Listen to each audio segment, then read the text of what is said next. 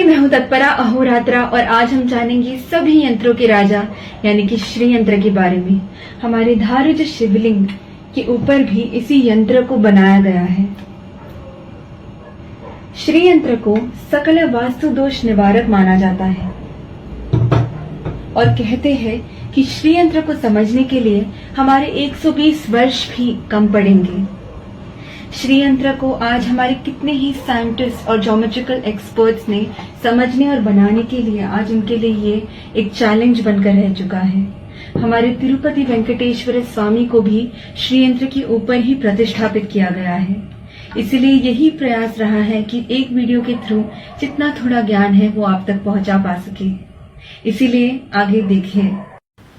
जब देवी पार्वती ने भगवान शिव द्वारा इस पूरे सृष्टि का सार समझना चाहा, तब भगवान शिव ने मिट्टी पर इस श्रीयंत्र का रेखा चित्र बनाया और समझाया कि ये श्रीयंत्र ही हमारे पूरे संसार और सृष्टि का प्रतिरूप है। जिस जगह पर भगवान शिव ने श्रीयंत्र समझाया था, आज हम उस जगह को श्रीनगर के नाम से जानते हैं।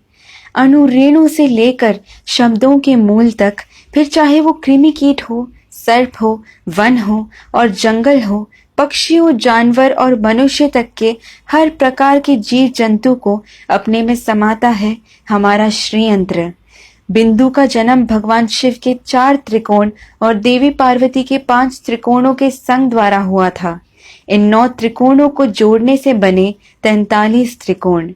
ये 43 त्रिकोण हमारे शरीर के धातुओं को दर्शाते हैं। सबसे पहला त्रिकोण हर जीवी का कवच यानी कि जीवात्मा कहलाता है।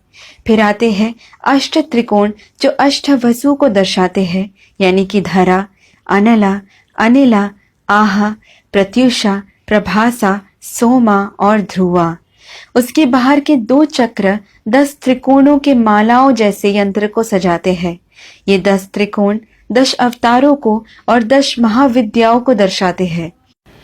फिर आते हैं 14 त्रिकोण जो हमारे मानव के अंतर यानी 14 मनवंतरास को दर्शाते हैं।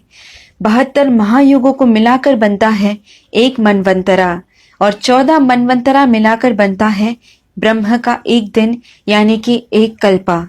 उसके ऊपर 8 सिर वाले सर्पों का चक्र बना है जिसे नागदल कहते हैं। नागदलों के ऊपर 16 फूलों के पंखुड़ियों से बना हुआ एक चक्र है। फिर जो 3 परत है वो हमारे त्वचा के 3 परतों को यानी कि एक्टोडर्म, एंडोडर्म और मीजोडर्म को दर्शाते हैं। हर जीवी से लेकर ग्रहों तक, जिसे हम ओजोन लेयर के नाम से जानते हैं, ऐसे सभी के ऊपर 3 परत होते हैं। ऐसा ये श्रीयंत्र हमें समझाता है।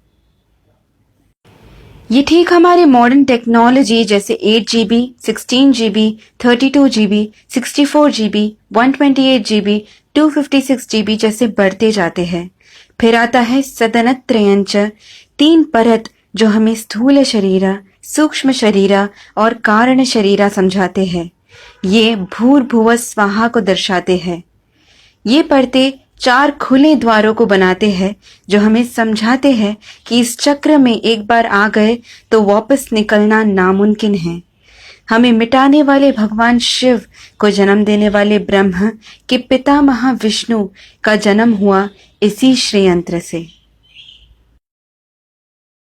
अगर आप इसे समझ गए तो आपके लिए इसके षोडश मंत्र यानी कि 16 बीजाक्षरी मंत्र को समझने और याद करने के लिए और भी ज्यादा आसानी होगी। इसके मंत्र को सभी मंत्रों का राजा माना जाता है। तो आइए सुनते हैं और समझते हैं इसके षोडश मंत्र को।